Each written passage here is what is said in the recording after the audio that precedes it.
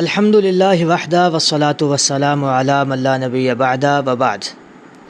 جو لوگ حج یا عمرہ کرنے کے لیے جاتے ہیں ان کی طرف سے بعض اوقات یہ سوال ہوتا ہے کہ کیا جو نماز کے ممنوع اوقات ہیں ان کا مکہ مکرمہ میں بھی لحاظ کیا جائے گا؟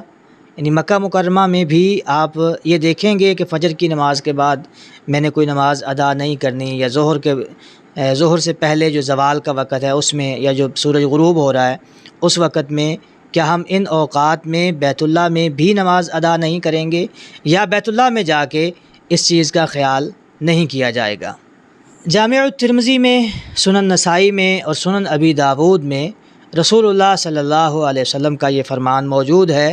آپ صلی اللہ علیہ وسلم فرماتے ہیں: یا بنی عبد مناف لا تمنعوا احدا طاف بهذا البيت وصلى ایۃ ساعۃ شاء من لیل او نہار۔